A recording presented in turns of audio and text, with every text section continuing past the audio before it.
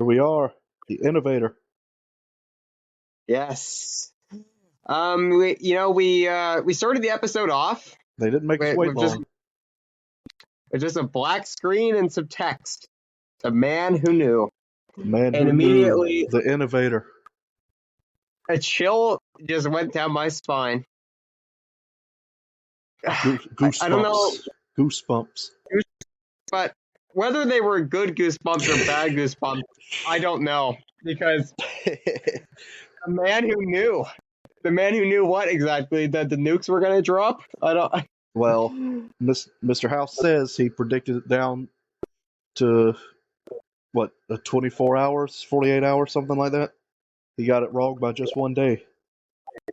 Yeah, he's he's very rigorous and thorough in everything that he does. He's very rarely ever wrong about anything. So, Mr. House is sitting in this bar, I guess it is. Well, I know you've been seeing the theories that it might not be Mr. House, but it seems pretty house-like to me. So, until proven Yes, otherwise, I'm quite certain that this is the real Robert Edwin House, and yeah, me too. that the Mr. House that we saw in season 1 and also on that news broadcast, that is a body double. Yeah. I mean, it seems to me like that's the only thing that makes any sense logically speaking. Because yeah, go ahead. Like Anthony House, there's some people that saying that one of them could be Anthony House. Yeah. But Anthony wants absolutely nothing to do with Robert, as far as I know. Yeah, and okay, they're brothers, well, half brothers, but that doesn't mean they're going to have like their hair combed the same way. It doesn't mean they're going to have the same mustache. It doesn't mean they're going to dress the same way. Like, because we don't even have any just a little silly. art. We don't even have any concept art as to what Anthony House would look like, right? I don't think so. No. Another thing is that Mr. House is a character that's loosely based on Howard Hughes. Yeah. So it wouldn't really make sense for Anthony House to really just look the same as him. Like you know what I mean? Like it wouldn't make sense for there to be two characters that are pretty much just based on the same person. Yeah. Somewhat amusingly, before we set our eyes on Mr. House outside, we see that there's Robco workers on strike, and they're not very happy about some of the machines that Robco has been making. Well, ironically, they're shown on TV destroying a Mr. Handy, which is a General Atomics product, not a Robco. So I do think they're more just protesting robot labor as opposed to human labor, I guess. Yes, absolutely. I think it's kind of ironic, actually, that they'd want to destroy something like a Mr. Handy, considering, if you have a Mr. Handy in your household, that frees up quite a lot of time for yourself that you can use for more productive ends. So, yeah. Just saying. I mean, these protesters really aren't thinking things through a whole lot, but I guess they rarely ever do. Well, it's reactionary. It's reactionary. Yes, absolutely. I mean, we're, of course, here on the East Eden podcast, we're not really going to get into the theory too much because it's sort of a different can of worms. But I mean, getting back to to Mr. House, he said he has a very good quote early on in this episode. Keep talking. So we have he encounters these free, I guess you'd say, blue collar workers. And they say, and they're watching the TV with the supposed Robert House interview, Mr. House interview. And they say, nobody voted for this guy. But then the real Mr. House is sitting in the corner, just taking it all in, smoking a cigarette, doing what he does best, being Mr. House. He says, oh, yes, they did. And he drops this quote, every dollar spent is a vote cast. And that is one of the best quotes that I've heard in a TV show in a long time. That was the description of the episode. That's right. That is right. It was. But it's true. I mean, capitalism is perhaps the purest form of democracy. I mean, every time you buy something, you're voting for that product. Yeah. And that, those, what would you say? Commie sympathizer, blue collar workers, they just didn't like that language too much. I will be using the term commie from now on instead of the previous more inflammatory version I was using to describe the NCR because, excuse me, my throat's a little dry. Because the East Eden podcast wants to not only make it into the algorithm, but we want to, monetize it. So yeah, then he brings up H&H, tries to sort of, I guess, not sympathize, but he wants to. What's a good word for that? He's trying to talk on their level, so to speak. Yes, I mean, here the thing is, they should be thankful that those tools are produced by H&H. Why should they be thankful? Because they wouldn't have jobs if H&H didn't make those tools. Well, I mean, they'd have jobs. They just have a harder job. Well, if you think about it, I mean, they are so much better off because H&H makes those tools. Yeah. Their jobs become much easier, much more productive. And I mean, but how do they treat Mr. House? They treat him awfully. They take him out back. Did they take him out back, or did he tell him meet him out back? I can't remember. Well, I think they grabbed him. I think and they pushed him out the back. I think like they had their hands on him. Maybe. Yeah, because they pushed him out the door, and then Mr. House was standing there and talking to them a little bit. And this is where things really get a little suspicious. A little sus. And I didn't know what to make of it at first, and even now I'm not. I mean, honestly, I think we're going to need more context in the next few episodes as to what Mr. House is actually really up to here. Yeah. But well, he says he wants to get into a little market research. Yes, and Mr. House, he presents $31 million to these free gentlemen, if you can call them that. Free brutish laborers. And he offers, I don't know if we even heard his name, but he offers the main one a deal that if he tries on this cool little device that he has, then he gets $31 million. And that's the thing about Mr. House. No matter what anybody says about him, he does things on a contractual basis. Yeah. He stays true to his contracts. But here's the thing. This brutish laborer fellow, he says to Mr. House, well, what happens if I just break those hands that you never use? All right, well, first and foremost, I have a big problem with that. It's obvious that Mr. House uses those hands a lot for all sorts of things. I mean, he is the most brilliant inventor in the entire world at this point. Probably all history.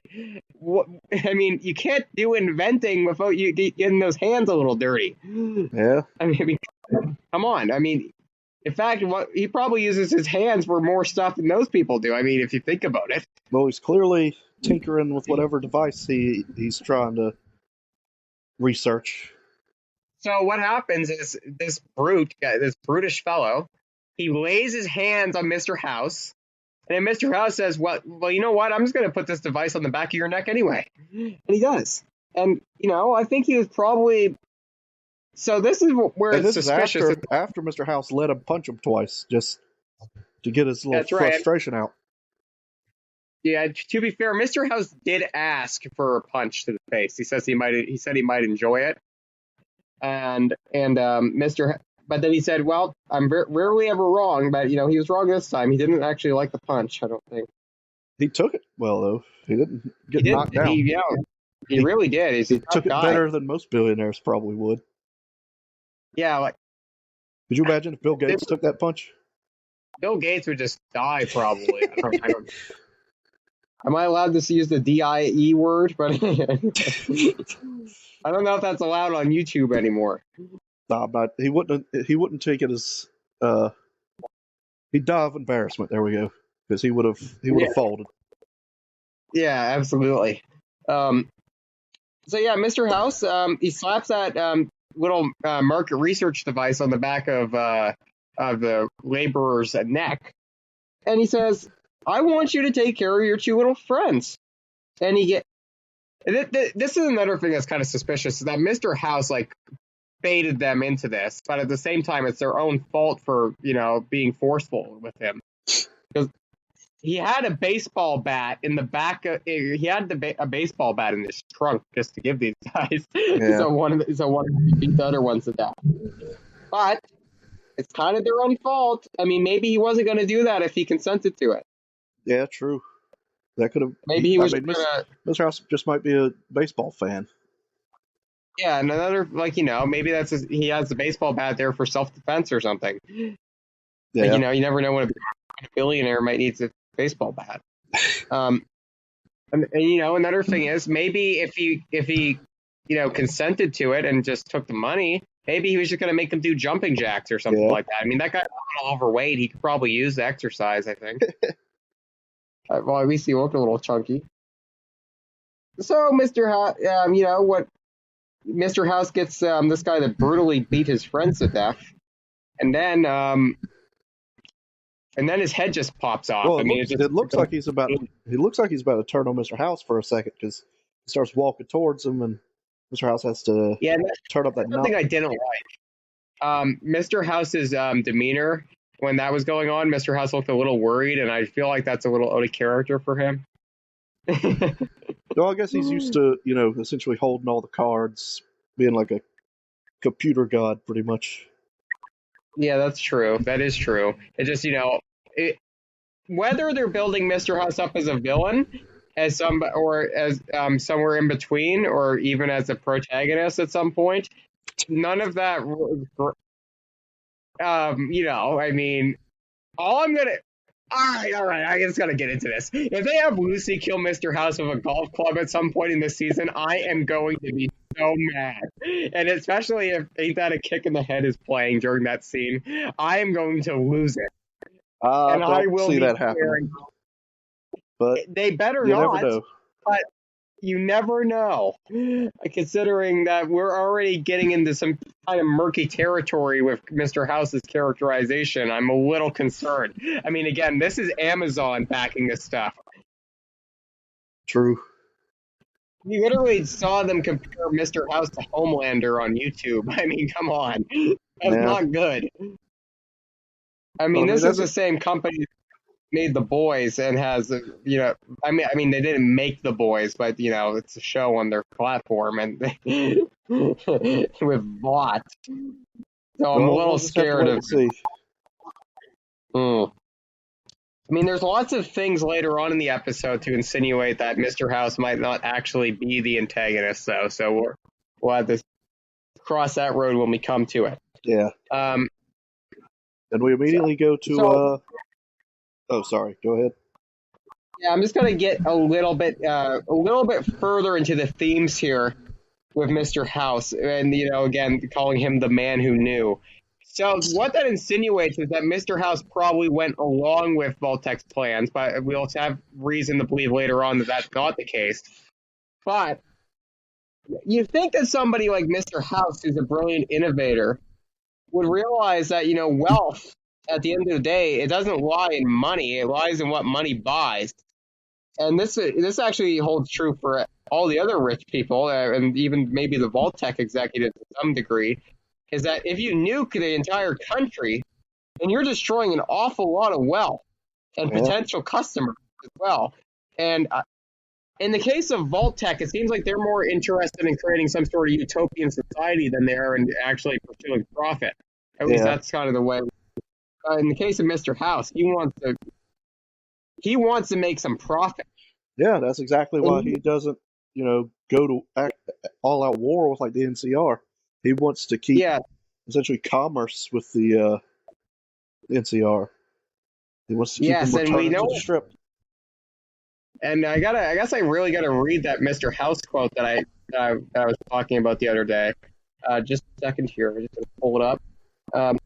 Mr. House said in New Vegas, I have no interest in abusing others, just as I have no interest in legislating or otherwise dictating what people do in their private time. Like, Mr. House is not interested in hurting people for the most part, unless if they pose some sort of actual threat to him. Yeah, unless So, the blue collar laborer was posing a threat to him. He grabbed him by the collars and was wanting to break his hands. yes, I mean, he did threaten to break his hands. So, like, Mr. House was acting in self-defense one way or another. Whether he baited him into it, that's honestly kind of irrelevant to the fact that he was being threatened. Because if you're stupid enough to get baited into that, you deserve to have your head blown off by a brainwashing device. And the other two laborers, just like with the Brotherhood, Mr. House preemptively self-defensed against them. Yes, I mean, they were quite clearly complicit in it. They were going to be complicit in it. So Mr. House, I mean, I don't know if it fits his character per se, but he did drop an amazing quote at the end of the scene. What was it? The world may end, but progress will carry on, something like that. And I was like, whoa, that is a hell of a quote. I love it. Yeah. So that is the first 16 and a half minutes of the podcast, and we spent that breaking down just roughly 5 minutes or so. I think that's probably, we're going at a pretty good pace here. Oh, and I have full confidence we'll come back to this before it's over with. Oh, yes. I think we'll probably be coming back to the scene even in future episodes. I mean, all right, so we immediately go to Novak, right? Mm-hmm. Yes, that's right. We get to see a slightly different version than we saw in the game that the internet's been a buzz about. Yes, indeed. How do you feel about that? Personally, I mean, I guess I'm probably not in the category of like diehard fan yet because I only played one game. So to me, I feel like getting upset about which way a dinosaur is facing is kind of ridiculous. Well, I think you have my favorite explanation of why the dinosaur is facing the wrong way. Well, it's a logical explanation. The Great Khans obviously turned it around because they wanted it to be turned around. I mean, come on, the Great Khans are not very bright people. I mean, they're a bunch of drug dealers. Yeah, like it might be intended to be like a sniper tower, but here's the thing. The Great Khans are not bright. Why wouldn't they turn it around? That's what people should be asking. Why wouldn't they? They are stupid. They are dumb as rocks. Well, that's my new headcanon, so. Yeah, I mean, listen, I interacted with them plenty in the last few streams I did. I was stalking Papa Khan's outhouse, just praying that he would get out there so I could blast him with C4, and it just didn't happen. That guy does not use the bathroom. He poops his pants. That's what Papa Khan does. He never once went out to his toilet with it for days and days and days. I was time skipping and everything. And he was not going to the bathroom. And yet, do you think these people want to turn a dinosaur around just because they... No, I mean, come on. They don't care about wasting energy. They don't even... They call themselves Great Khans, but they don't do anything Mongol build whatsoever, aside from have Yurt. And what is it called? Red Rock Canyon? Is that what the place is called? Yeah, Red Rock. Papa Khan dresses like a Viking. He doesn't dress like a Mongol. He has a freaking helmet with horns on it. That's not even what Vikings actually wore. That's like he's got a dollar store outfit on. Dollar stores in the apocalypse. Come on. He raided a party city for it. Yeah, exactly. Party city. I mean, maybe some of those buildings are still standing in, the vicinity of Las Vegas. So yeah, they've apparently just taken over Novak, and it looked pretty much abandoned except for them. Yes. I guess this kind of implies that, the house always wins its canon as well to an extent, right? Because that means that the MCR kind of is getting pushed back. But it doesn't seem like the Legion has really done anything either. Yeah, so. Do you remember what happened in yours? at the end? Well, what I remember, and this is more of a broad thing than a particular thing, is that the NCR really got pushed back quite a bit and severely weakened. So a lot of those towns, I think, they sort of just left. Yeah, I remember. I think it did happen on yours that the what were they called? The Bright, the Rocketeer people, the ghouls. It said they Right. came back and helped them evacuate. So yeah, I think Right. when the Legion assaults the dam, like Novak just pieces out. Yeah, pretty much. I think I could be wrong, but I'm pretty sure Novak was specifically mentioned as one of these towns that their NCR pretty much just left. And I think that happens in all of them. Like I'm not sure. I'll have to look into that. Really interesting if that happens in the NCR ending as well. That would be such an NCR thing to do. Even when you win, you still lose. Like you get weakened. Anyway, the Yeah, because I'm NCR pretty is sure. not relevant. Because I'm pretty sure the good ending for Novak is the ghouls coming to help him evacuate. Interesting. That's interesting. I'll have to double check that, but that's usually how all my playthroughs went. Alrighty.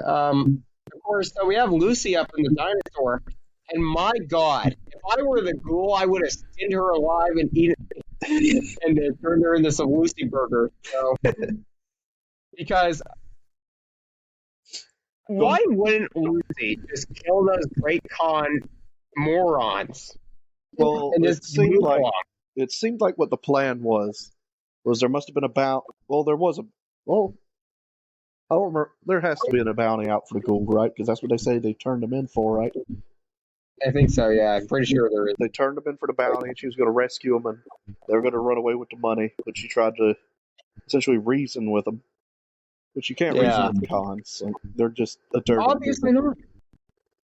I feel like saying, when her trying to reason with them, it's kind of, it's just absurd. I mean, look at these people.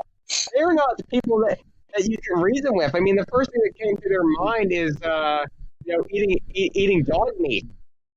I mean, that's his name, dog meat. Whoever kills the girl gets to eat the dog. That's what they said. Yeah, that's true. I forgot about that. So then we go from this absolute nonsense, this vaulty, I'm just going to say vaultian nonsense, this vault dweller nonsense. You go from that to literally one of the best scenes, I think maybe even the best scene in the entire series so far with the ghoul. I gotta say, when Big Iron started playing, I just had a big smile on my face watching that scene. I thought it was just awesome. And I mean, there's not really a lot to break down there aside from the fact that it was just epic. Yeah. I will say, Walton Goggins does a very good job of I don't know what you'd say, his demeanor and just even the way he moves and stuff like that is exactly how the ghoul should move. It seems also like he's very much so trying to move like an actor would in a Western movie as well, which I find pretty funny. But yeah, that was just absolutely epic. It's cool to destroy those big fun, losers. Yeah, they essentially come out pretty unscathed too. I have to say, despite some very concerning things with Mr. House's characterization, I had a lot of fun watching this episode, especially that first 20 minutes or so. Yeah. Something I thought is that Mr. House could have exposed Voltec if he was against them, and that's kind of interesting. Yeah, that's true. The only, I don't understand why he wouldn't. And that might just be something that the writers overlook, to be honest. So I'm not that concerned about it, but that is a little bit of a plot hole. The only thing I can think of is that Mr. House realized that if he did that, it might pose some sort of threat to him, or potentially that it was just too late to begin with. I don't know. Well, he probably is like a investor in Vault Tech. I'm pretty sure that's what that meeting was, like a meeting with their investors to essentially get them to go along with it. But it's interesting to think of. That popped into my head when I was watching the episode, and I was like, well, that doesn't look really good look, Mr. House. I know that Mr. House, I might be thinking like 5 steps ahead sometimes, but Mr. House is always thinking like at least 35 steps ahead. So I don't question. I mean, I I do not question a single thing Mr. House tells me to do. If he tells me to do it, I do it, no questions asked. That's my job. I'm a good little courier. I mean, what happens in the game if you try to eat the platinum chip? He says, "Be a good little courier and give it to me. It's his property." That, his voice actor was legendary. Yeah, Renee. I can't even pronounce his last name, but I can't quite remember his last name, but legendary. and I don't really know him from much other than the Patriot, who's in the Mel Gibson classic. He was apparently in a Cars movie as a voice acting some French automobile. Seemed to be a waiter of some sort. Oh, I just saw a clip on Instagram comparing Mr. House's voice to that guy. It's kind of funny. my son loves those movies. I'll have to rewatch them and pay attention to them next time he watches them. Yeah. So I think next, after we have that scene with the ghoul, we move on to Pippi. That's right. Pippi is still Pippi in season 2. Unfortunately, he didn't get hired or anything. So he's in. He's stuck in Vault 31 with well, what's that guy's name? Bert? Is that Bud. his name? Bud. But Yeah, Bud. Yes, Bud. And honestly, I quite like Bud. I think I kind of like his character, especially because he's trying to kill Pippi. But well, he's got a couple funny lines in there.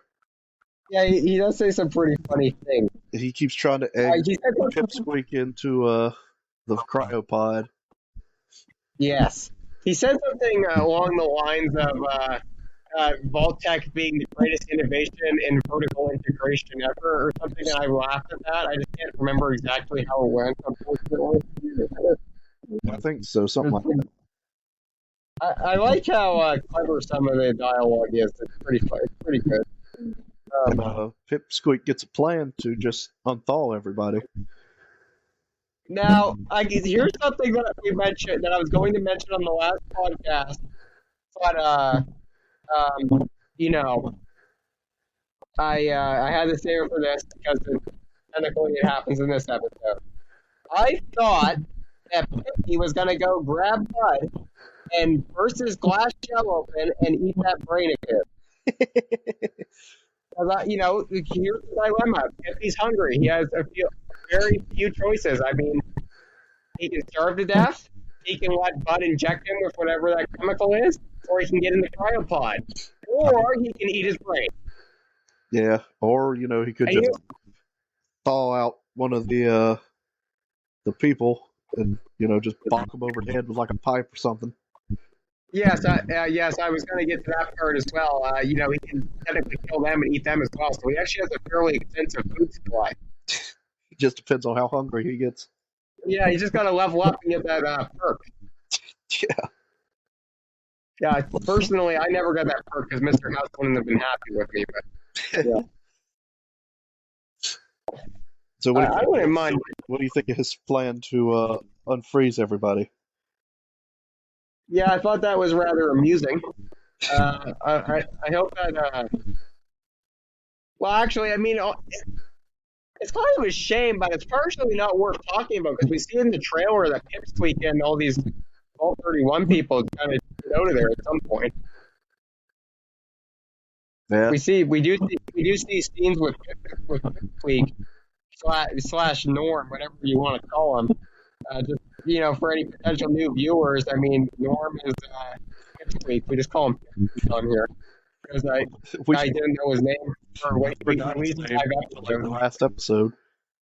Yeah, like I literally didn't even know his name until about 5 episodes in, so I started just calling him Pipsqueak. So yeah. So he's definitely going to escape somehow, and it's just a shame. I was really hoping he was going to starve to death in there or something, or he's going to mess up and Bud was going to get him. Really sad about that, but it is what it is, I guess. What an anticlimactic end it would have been if he just starved to death, and that was the end of his character. You know what would have been even better? What? If he tripped and accidentally fell into that needle. That would have been the most sweet way to go out. I would have gotten a kick of that. That certainly would have been a kick.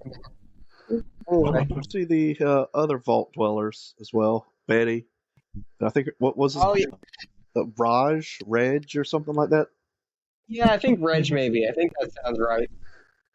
And he starts an inbreeding awareness club or something like that. And that was pro inbreed. Yeah, everybody thought it was pro inbreeding, but Reg or whatever his name is, he just wanted to talk about the trauma that inbreeders have to endure. Well, really, I think he just wanted some people to listen to his psychoanalytical nonsense. Yeah, so I guess he got some strange psychology book down in that vault, and he's spending a little bit too much time with those, maybe. Because Betty clearly just wanted to give him some busy work to get out of the because they're still working on the water purifier. It looks like that's not a thing that's been solved yet. I actually believe that the water chip. Here's my bold prediction. Here's a very bold prediction I have. Okay. Let's hear it. That the water chip being broken is actually deep state propaganda in the vault, and that it's actually not broken, and it's just make work scheme. Why exactly? I don't know. It's propaganda. I just know it. We'll see. This is just typical Vault 31 stuff, Yeah, maybe, but I don't think it was that guy from Vault 33 that discovered it was broken. Yeah, I don't know exactly. But actually, it's very exciting to see what's going on in Vault 32. Actually, I mean, Stephanie has established basically a sort of I don't know if you want to call it a dictatorship or not, but there's certainly things are getting quite authoritative there. Oh yeah, well, that's usually the thing. The overseer usually has the overriding authority within the vault. So yeah, authoritative. Stephanie's got a little bit of a postpartum. You can't call him definitely not depression. I don't know. She's a little touchy, I think. Well, she's dealing with that annoying guy with the mustache who is just annoyed. He's in a different vault, I guess. Yeah, he's a little bit of a. I don't even know what you call him, to be honest. A little bit of a doofus, I guess. I mean, he's got what's his name? Chet. Chet is her pseudo husband thing. Like clearly, that's the intellectuals in Vault 33. Yeah, it's kind of rough. Of course, we saw Chet or whatever have a little chat with Stephanie, and he has Stephanie's baby, and well, his name is going to be Chet Jr. They had quite the discussion about that. Yeah. It looks like Stephanie was getting a little impatient with him. Yeah. Chet, I mean, so Chet is not going to be able to handle Stephanie, and here's the thing. I mean, as soon as Stephanie got, implied that they might be in an argument, he immediately backed down like a wimp. Yeah. I mean, she's gonna go cuckoo. I mean, she's not gonna have anybody to stop her. Yeah, we'll see. Her entire metabolic system is absolutely, in shambles right now after having Chet Jr. And so, she's just gonna be messed up. Nobody's gonna stop her, and who knows what's gonna happen? There might be freaking Vault 32 gulags or something like that. Maybe. We'll see how. There might be a Vault 32 secret police team established in the next episode. I can see that. Yeah, it's horrible. That would just be the security force. I mean, Ted should just be happy. I mean, he really upgraded a lot. I mean, he went from his cousin Lucy to, his Stephanie, who's not related to him. So that's a start. And that's good, isn't it? I mean, that's something to be celebrated. Yeah, I guess. Oh, I guess they're about to make the inbreeding legal in Vault. So So back on the surface, we have, Lucy and the Ghoul who are hot on her father's trail, on Hank's trail, and they find this interesting old lady like a little who's gypsy. making flea soup. And that was absolutely disgusting. That was one of the most disgusting things I've seen. Your mic's getting a little bit scratchy there. Can you hear me? I can hear you. It just it was a little scratchy there for a minute. But yeah, the flea soup that might be the grossest thing I've seen in the lore so far. Honestly, yeah, that is that's definitely up there. I can't think of anything more disgusting than that. Honestly, like the White Glove Society isn't even quite as good. Oh no, I've had the Cannibal Perkin mini playthrough, so I'd rather do Yeah. the flea soup. Is there any way in any of the games to kind of do a little bit of a ghoul run, or I think out 76 added thing where you can become a ghoul. because I'd kind of like to become a ghoul, to be honest. If I can't play, if I'm playing a game that doesn't have Mr. House in it, I'm more open to trying new things. Well, whenever we get to 76, you can be you could try the ghoul character out for us. Yeah, actually, I think hopefully tomorrow I'm just gonna freaking buy Fallout 76. It's on sale for like 13 Canadian dollars right now, which is like $1 American basically.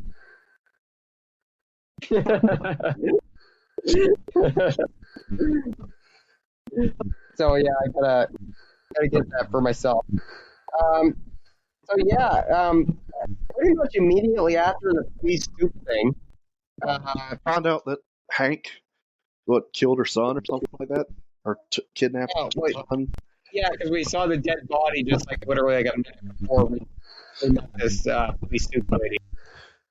Well, presuming that it was her son, I don't know if that was her son or the person we find later was her son. So Yeah, that's true because Lucy did say we don't know for sure. yeah, We don't know if it was her son. Um, so yeah, Vault 24. Hank went to Vault 24 and did a little digging around in there. yeah. I gotta say, This is a new vault we haven't seen yet. Apparently, it is in the data files for New Vegas. Like you can use console oh, get a Vault 24 jumpsuit, but it was cut from the final product. But I don't think we know anything about what it was going to be. But we found out what it is. I have to say, it was one of the most terrifying places that I've ever seen in my entire life. My God. It was at Um, Starlight Drive-In too. So I believe that's where you isn't that where the big empty satellite is? I think I thought when I first watched it, I thought so, but I'm not entirely sure. And I think that might be the Mojave Drive-In that it's called. But Oh wait, yeah, you're right. Yeah, you're right about that. Um, so I think next we actually get a flashback scene with Cooper Howard and Moldiver. yeah, at the diner. Yes, at the diner. I don't. Do you remember exactly what they were talking about, or were they just sort of more the same old The usual stuff? we get this flashback right after the scene where he Oh wait, yeah. rushes home and takes the kid, Yes. and then they go to the Moldaver. And then Moldiver tells tells Cooper Howard that he has to go kill Mr. House, right? She just puts out a hit on him pretty much. Yes, and Cooper is clearly, somewhat hesitant to do this Yeah, because because it's not up to be a he's murderer. not a total lunatic. He's not a total lunatic. And additionally, we see one of the best things that I've ever seen, ever. I want one, and that is a Wakakami machine. Cooper's daughter is playing Wakakami, and it's like, okay, where did this come from? I need it now. I think you can play that Fallout 4. Oh, really? So it's actually a thing in the world before that? Well, yeah, I know there's a bunch of arcade games you can play in the Nuka World DLC, and Interesting. I believe there is a Whack-A-Mole in there, and it probably is Wakakami. Yeah, I need to get my hands on that. Like, if anybody's watching from home and wants to send in some Christmas gifts to the Innovator podcast, then please send in a Wakakami machine. I don't know. I mean, it can't be that much work. I mean, we're providing, with this podcast here, we're going to provide hours upon hours upon hours of entertainment for people who want to listen. So at least the viewers can do send us a Wakakami machine. Others up for, it's like, it's a value for value thing. We provide entertainment, and you guys provide us, another form of entertainment. It's a win. Okay, so was correct. You can play it in Fallout 4, but in Fallout 76, you can even build one for your camp. Holy guacamole! I can't wait to whack some commies. I'll make a little commie robot of yours. Watch. Yeah. What's his name again? The Collectron. Oh, the Collectron's going to be collecting up a bunch of little commie pieces. Chronologically speaking, I think the inbreeding scene came out through the flashback. But anyways, so I think next, because what we haven't covered back in what I did in what I dubbed Red Vault. Red Vault. The Red Vault. When we get down there, because we're like, I had the same reaction you did. I thought they were just kind of reverse. The first thing that we see, re-education. The first quote unquote or so-called red flag that we see is that there's a commie hat sitting there in the vault for some reason. Straight up commie hat. It didn't pop into my head that, okay, maybe we're diving into a commie vault. I just thought, okay, well, maybe that's a random thing there. But so we go into the vault and we see people like corpses like strapped down watching communist propaganda. It's like, Voltec, what are you doing? This is the most evil thing I've ever seen in my entire life. People being brainwashed into being subhuman communists. Come on, what is Voltec doing? Well, we didn't really find out. They didn't really dive too much in it. They were clearly experimenting with some sort of like MK Ultra thing. Yeah, I think what it comes down to, I think their purpose on it was what the goal would just say is, the love of the game. The love of the game. Yeah, they're just doing psychological experiments just because. Well, my theory was that they might be doing it to use the red fear, so to speak, to drive more people to invest in securing a place in the vault. Yeah. Now, again, about my initial reaction to this, I thought, they were brainwashing them into being anti-communist. Yeah. And I was like, okay, that's base. I can get behind that sort of brainwashing. If any viewers at home have a problem with that and want to call that hypocritical, well, we can have a discussion about that in the comment section down below. I could say without a shadow of a doubt that is base and not cringe like communist brainwashing is.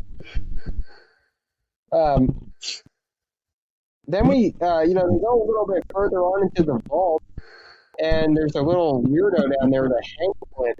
Well, they found more of the device, right? Yeah, and That's right. And that guy that they find has one of those mind control devices on him himself. Yeah, which I mean, this kind of proves it's a Vault Tech thing, right? Like Yeah, Vault Tech wouldn't be using it if it wasn't Vault Tech experiment. So that's why yeah. that Vault Tech just contracted Robco to develop it for them. I don't think like Mr. House would have any interest in this.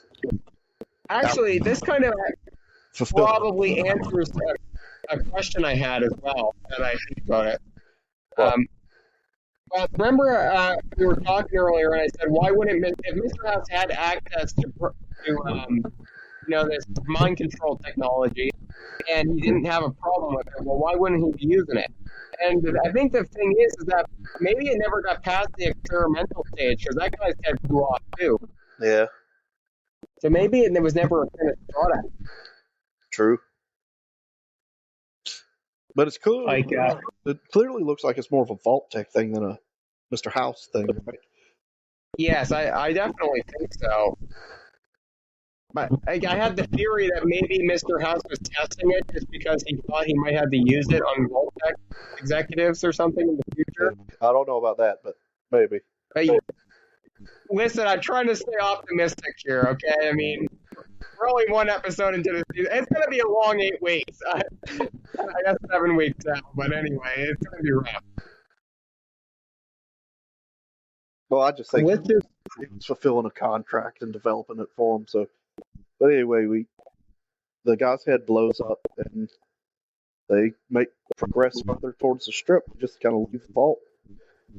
yes, that's right. So then we get to spend a little bit of time with Kane. I thought that was at the end.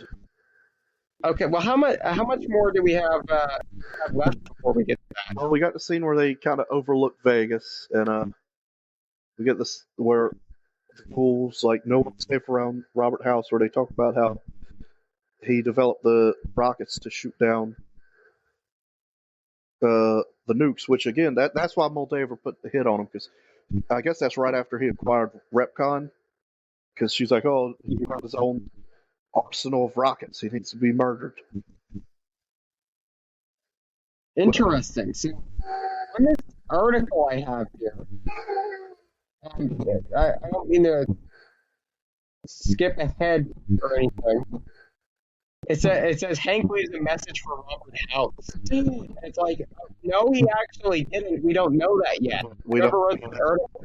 That's the end of the episode, but yeah, I mean, we'll get into it because we all have some theories. I don't think it's Mr. House. I think Mr. House is the obvious.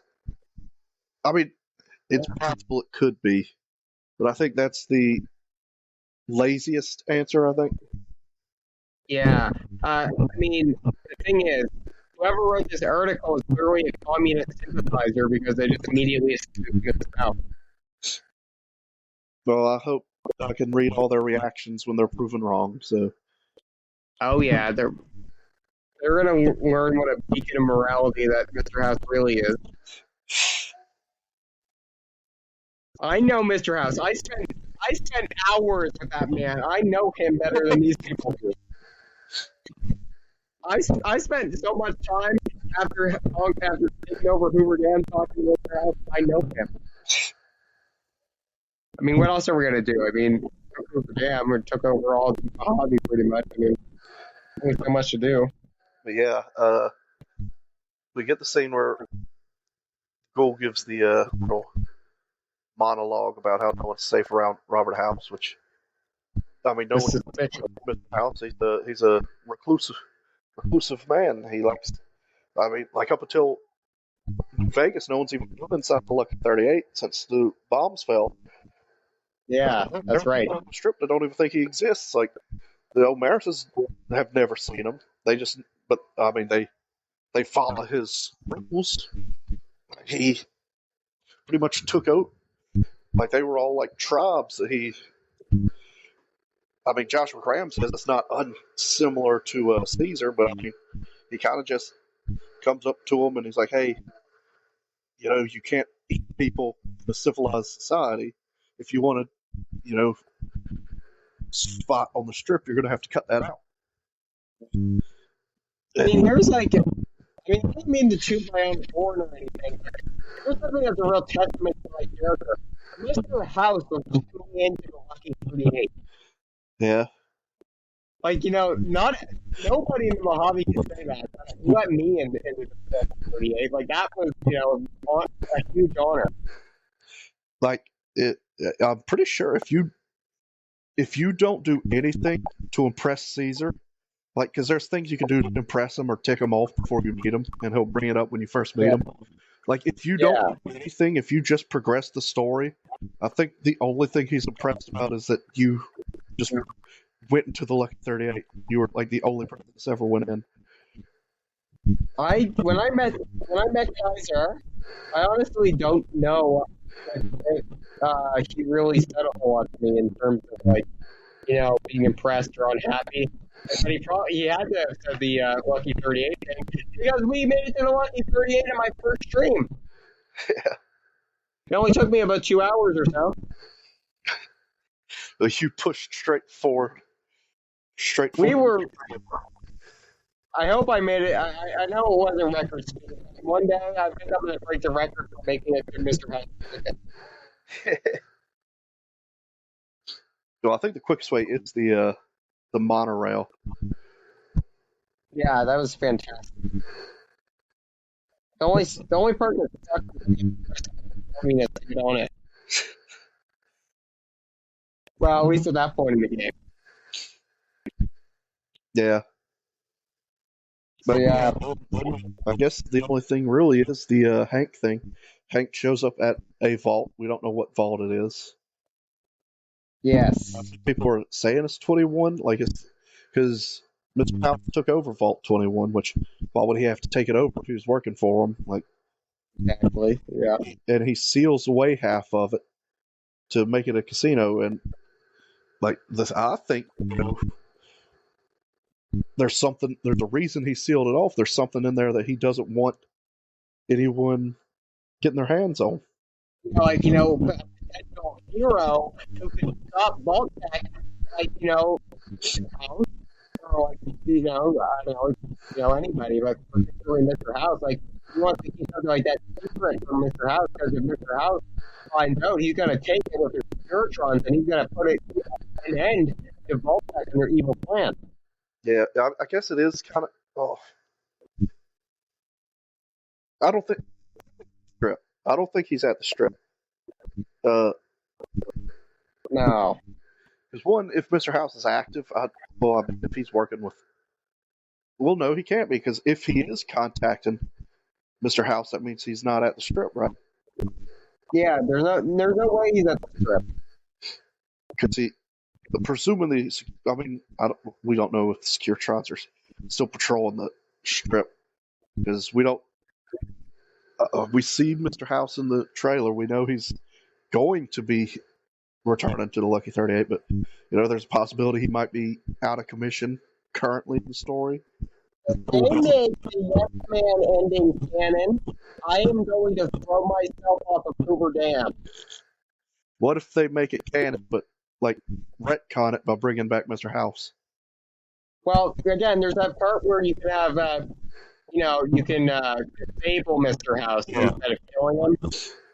And, like, that's all fine and dandy, but I'm watching this show for Robert Edwin House. I'm not watching it for Yes Man. Yes Man did not freaking win Hoover Dam. Robert Edwin House. I would rather say the NCR won Hoover Dam than freaking Yes Man, because at least that would make sense. Yes Man is a nobody. He's a fraud. He says yes to everything. I mean, come on. Yeah, but Hank shows up. He's talking to somebody. Can you still hear me? Yeah, I can hear you. He's talking to someone over a little ham radio, and it is a little confusing because it is. I do think it is kind of implied that he's not talking to someone from Vault Tech. Like he's talking about how the vaults have failed, like how Vault Tech isn't around anymore. That but he says by the time we're done with this, you're going to be begging me to work for you. which I think that might be the strongest evidence he's talking to Mr. House. I think that might be it, because who else would he be working for? Or who would he be But talking for? you did come up with a theory, though, right? I have a couple theories, but what, like the first one, I thought he was like Dr. Braun. He's like the head of, I can't remember what he's the head of. He's just pretty much the head scientist at Vault Tech. He's pretty much oversees pretty much all the experiments that went into the vault. I think he's like the, like people, Yeah. investors obviously had the ideas for him, but he's probably the one that put the ideas into like practice in the vaults. Yeah. And well, we see in the coming this season, like the teaser at the end, we see some character going into what looks to be a Vault Tech room that has like a simulation sign on it. Or I guess it could be a Brotherhood. Like how we'll see. But I can't, did you Yeah. see what character went into the simulation thing? No, I don't remember, to be honest. But we know Dr. Braun developed like all the little simulation pods. So it Mm-hmm. could be Dr. Braun. I think it could be the Enclave, because we see they're still around. Yeah. The Enclave was developing mind control devices. We see them use them on Deathclaw, and if they can work on Deathclaw, I'm assuming they can work on a human, right? Oh, yeah. I know. And it could be like, it was not Betty, Barb, I guess. Barb's probably the least likely, I think, because it seems like he was working for Barb. And that's why I don't know if it's Dr. Braun anyway, because if he's, it seems like whoever he was talking to did not work at Vault Tech. What if, yeah, I get what you're saying, but imagine if maybe, maybe he was, had a little bit of a falling out or something like that. Although I think the Ghoul does say Hank was a glorified like laundry guy, right? He was like essentially their secretary, like their assistant, right? Intern, I guess would be a correct word. Yeah. So it could be, okay, I'm just an intern, but I'm gonna make you want to, bring me on Right, yeah. where the big boys are. God, big boy table. You know what? Actually, now that I think about it, I wouldn't be particularly surprised if Barb might be like maybe the main villain at some point. If Barb is the main villain at some point, Like you know, I feel like it's possible. I want to know how all these people are surviving, because we're obviously going to see Barb eventually. Like they're setting it up too much for him not to find Barb, right? Yeah, and I think it's probably not going to be a great moment for him when it happens. Like clearly, there's all these people getting frozen and unthawed. Like Moldova, whatever you want to call her, she somehow alive. Call me Hag. I think Hag, Hag is PG language. Like, that's algorithm friendly language right there, guys. Which see how she survived. Yeah, I'm curious. Must have been something in the commie water. I mean, you can joke about that, but she's leading the little communist gatherings, little social gatherings, and she ends up, I guess, acting president of NCR. Like they're waving her flag and worshiping and having the blood orgies around it. Like, all I'm gonna say is this: I've been calling the NCR communist for like ever since August now, and literally, what is this in the show?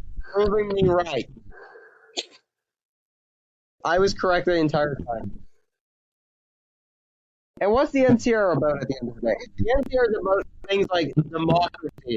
Well, if you ask me, it's Mr. House. I mean, he always says, you want to see the fate of democracies, look out the windows. Well, if you look out the windows in New Vegas, it ain't exactly a pretty sight. It's a very communistic site, actually. yeah, because that's what communism looks like. Absolutely disgusting. I feel like I just gotta say, if they really, go all in with Mr. House being the villain, and like Hank was actually talking to Mr. House, that is some of the laziest and most disgusting writing that I've ever seen, and I will not be happy about it, and that will become very apparent on over the next few weeks. Gotta I guess just really gotta wait and see what happens.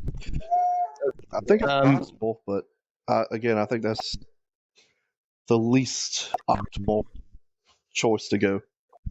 it wouldn't be the first time that writers have done very disappointing. Sorry, you were cutting out. It wouldn't be the first time that writers have done very stupid and very disappointing things. Yeah, that's true. And I gotta really emphasize, I like a lot of what they're doing right now. I really like the guy that they picked up to play Mr. House. I think he's doing a good job. Yeah, Just I feel like that there's a pretty solid chance that they're gonna mess it up. But we'll see, I guess. yeah. It's a little scary, but we'll find out what their intentions are by the episode 8.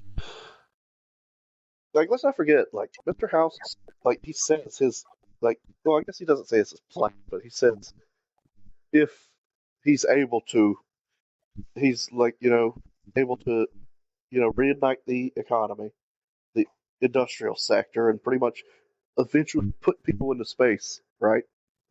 Yeah, Like, why would that be his goal if he's just want to create like a slave, like mind controlled, like slaves, in Vegas? yeah, and that's the thing about Mr. Understands he doesn't need slaves.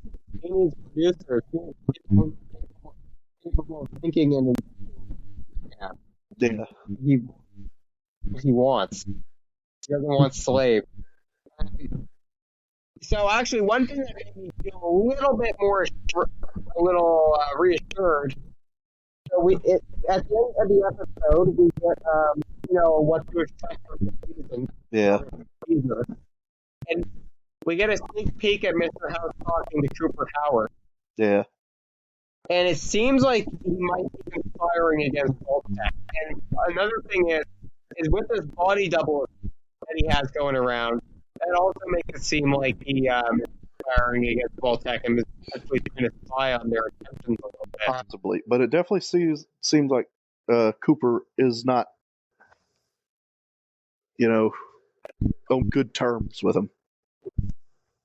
Yeah, I do think that's true.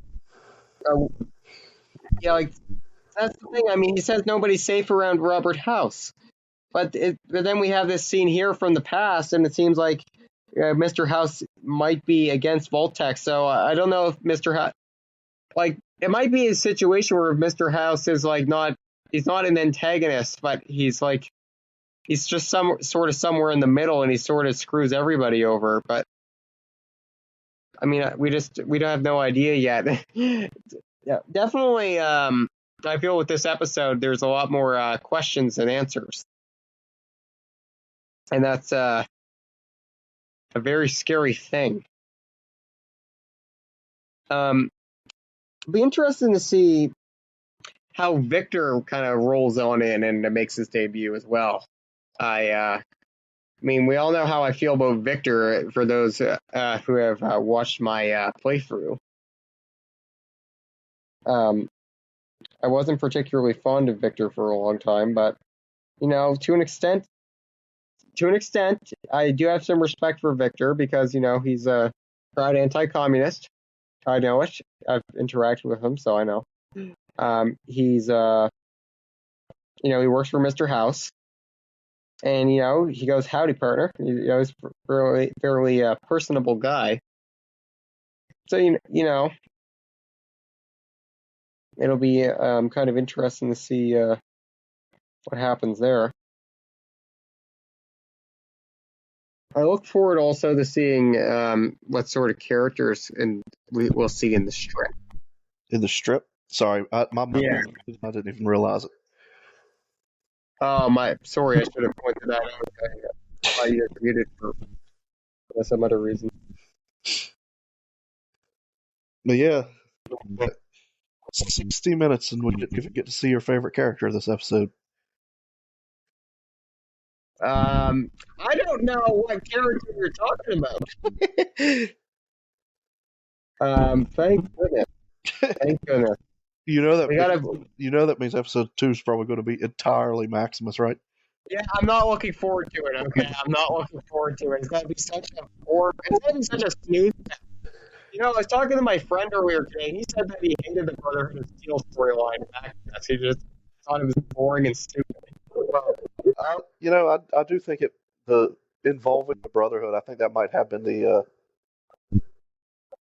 weakest plot line because I really didn't care about seeing Titus. I really didn't care about Quintus. But we see in the teaser that the Commonwealth Brotherhood is coming for. yes. With Perfect opportunity for Mr. House to finish Brotherhood of Steel off, by the way. getting a spot. Get them all in one spot and drop a big old Mr. House dump on them. Well, I'm curious to see how it'll go. Because the theory I'm seeing is because Quintus obviously he says the Brotherhood's lost their way, right? He's wanting to essentially start a new one, which is probably what's going to tick off the East Coast Brotherhood, and they're going to come to put them in line. Yeah. And they might be the primary antagonists. Like they might come in. It might be kind of like think this is going to be the antagonist, but now a greater threat comes in, and now we all got to stop them. I don't think so, but it could be. Yeah, again, it's just a civil war going on. All these steel goofballs in one place. Good opportunity for Mr. House to do some business. And just saying, like, time to get rid of them. We already taught Veronica a pretty good lesson on my playthrough, so I think it's time to wipe them all out. Well, we'll see. The East Coast is definitely not as prone to hiding in caves like the West Coast one seems to be. Yeah. These Brotherhood of Steel people, I just gotta say, they just seem like a bunch of weirdos. I mean, at the end of the day, they're freaks. They're a bunch of freaks. A bunch of weirdos. And Mr. House, and anybody who likes Mr. House, you don't have time for people like the Brotherhood of Steel. Lowly people. They're a bunch of freaking cultists is what they are. Yeah, but they are cultists with a lot of guns and a Liberty Prom. So yes, it's kind of unfortunate that Liberty Prime is in their hands. I think here's what I really want to happen in the last episode of the season. I want Mr. House to pilot Liberty Prime. Like, I want him to hack it, and then I want I want there to be a big screen built on the back, like the back of Liberty Prime's shoulders, because it's this massive Mr. House screen, and he just goes all over the place, and he crushes the entirety of the Legion in the NCR. I want that, and then he takes Hank, and he rips Hank in half, and depending on how Lucy behaves this season, he rips Lucy in half, and then he just stomps Maximus into the ground like an. How many? I don't know how many more. How many more I do? Yeah, that'd be your finale. well, thinking about it, they said the Commonwealth is coming for them, right? Yeah. That's interesting words because, to my knowledge, the East Coast Brotherhood is based in D.C., because their headquarters is the Pentagon. So Interesting. I mean, it's obviously a brotherhood civil war. They say that in the trailer, but it's interesting. The words they chose with the Commonwealth is coming for them. Yeah. Well, I think I'm gonna make one big bold prediction for season 2 here. Yeah, let's hear it. I think that Mr. House is going to align himself at some point with Vault 32 and have a close working relationship with over 270. I don't know exactly how it's going to pan out. I just have a feeling that it's going to happen, guys. That would be something. I think that, he could use her to infiltrate Vault 33 and take all the resources from it, of course, and turn into a little, little farm for, the feed is one trip. I think it could work. Now, to what end exactly, I don't know. We're on episode 1 here, so we're really in the theoretical side of things, Yeah, we'll have to wait and see. I think she's going to get some brain scans that, Mr. House is going to do his Pokemon. With Jane. Yeah, then her iPad will be gone. Kind of. The only thing that kind of sucks about hanging out in the fucking meetings is that there's not really any nice ladies around in the apocalypse. So gotta take whatever Volt blowers you can get, because they don't have a bunch of rats and RTDs or anything like that. Yeah, we'll see, because Those radiation things don't look good for the strip. This teaser we got. So yeah, there's that one restaurant in Freeside, and it's like women outside of it saying the booze are cheap and the women are just like the booze. Yeah, it's kind of disgusting. That's lonely pigs don't belong in the vicinity of Mr. House. well, we'll see. I also don't think Mr. House likes the idea of me contaminating any part in 38. So We'll see. even though I think the theory is it's probably. I think I don't like it, but I do think that Mr. House might be disconnected currently in the lore, in the world. I don't think there's someone running Vegas. I think things would be too smooth if Mr. House was still in control, because we see in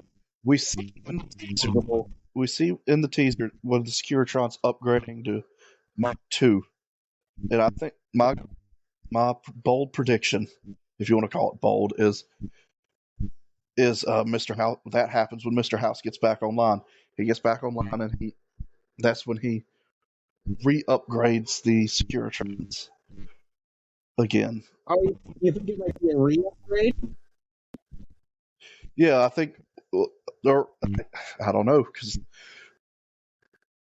I don't know how they're going to do it without saying someone won. Because if like the NCR won before the Securitrons got upgraded, then they would. So, yeah, I mean, it's hard because like it's possible, I guess. They could do it. They could say Mr. House won Hoover Dam, and say he somehow got something messed up there in between, and he goes off one because of that. I don't know, because we see. That doesn't really make sense. I think in one of the trailers we straight up see Camp Golf in NCR base in the Mojave. Right. And we obviously see the Legion. Maybe, I mean, this is very unlikely, so I don't think it's true, but maybe the scene in the trailer with the Securitrons getting upgraded was more so just like, to hint at Mr. House. Maybe it's not even an actual scene in the show. Maybe. That, like, you know what I mean? Like they might have just made it for the trailer. Yeah. They've. I've seen studios do that before, so it's possible. Like it could just be hinting at Mr. House's power or something like that. It does seem to imply that sometime the Ghoul and Lucy are going to get split up. Oh, true. Yeah, probably. So, well, we know Lucy ends up with the Legion. So we don't know if they get kidnapped on their way to the strip. Like that's like something that happens before that, and Yeah. they got to go rescue her, or I don't mean to pass myself on the back or anything, but I was going to say, my theory about Lucy and the Ghoul and their father-daughter relationship, it's 100% canon now. well, it's I definitely. mean, if the Ghoul did not view her as like a daughter, then he would have just skinned her alive and eaten her. I mean, let's be real. That would have happened after that crap that she pulled at Novak. Yeah. And he would have been justified in doing it too, quite frankly.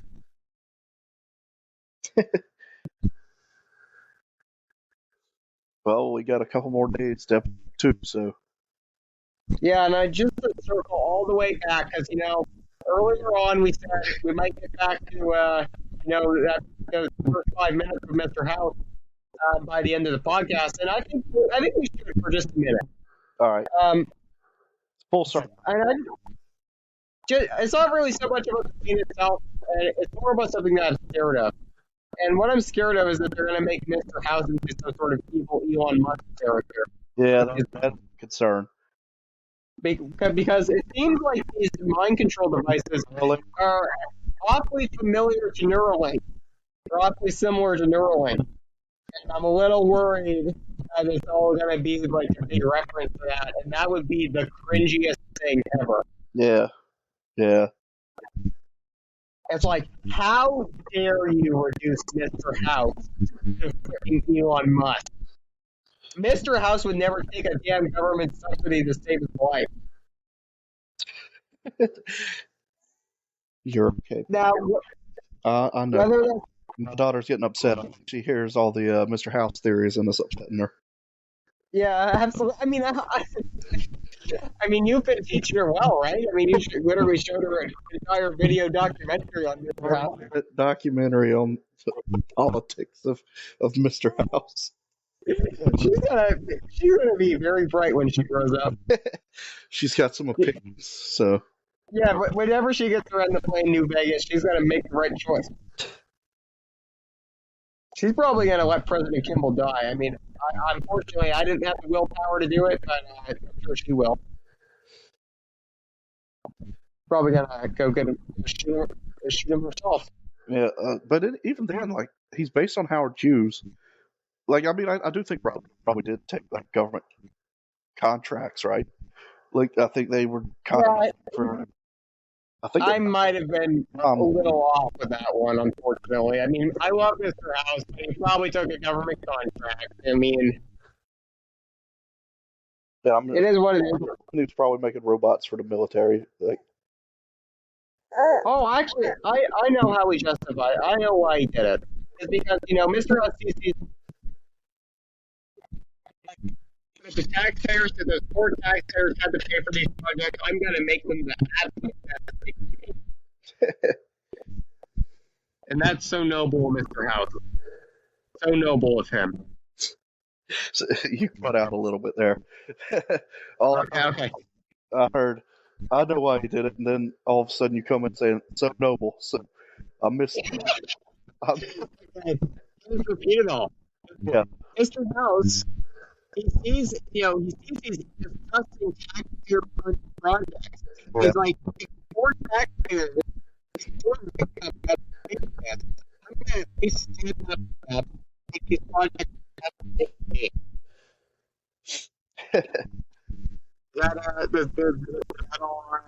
Is that audible? Some of it. It's Okay. So maybe we'll come back to that a different time. yeah. Maybe I was speaking to the microphone because I get very passionate about things. It's very important. Yeah, I'm trying to think if we overlooked anything. I don't think. I think we covered that one pretty in depth.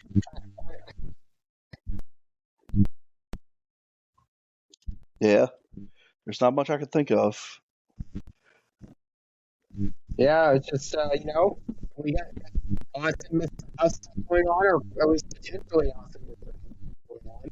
We got some SOTB action. Definitely is on top. A big All 32. Awesome, awesome seeing the Ghoul and Big Iron. and them taking Um, ons. and a disgusting communist call. Yeah, Better dead than red. that's what I say. That is that is an eternal truth. Yes. Well, I suppose that's pretty much everything. Yeah, we'll be back for the second one. Can't wait. And now we got like pretty much we got our own little buffer zone now. We're finally caught up. We don't have to Yes. through these. And the series, series is equal weight. Yeah. Totally. Yeah, I'm curious. I think I'm still cautiously optimistic. I trust them. Like, I'll let them tell me the story they want to tell, but I just don't want them to ruin Yeah. Like good.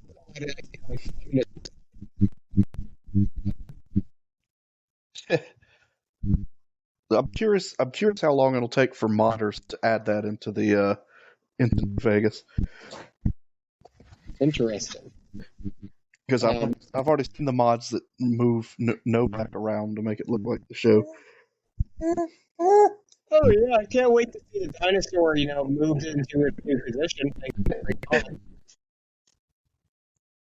Fantastic. All right, so I guess we'll finish. We'll do it. We'll Yes, come back after we see the next one. yes, this was a great episode. Yeah. All right. Here we are.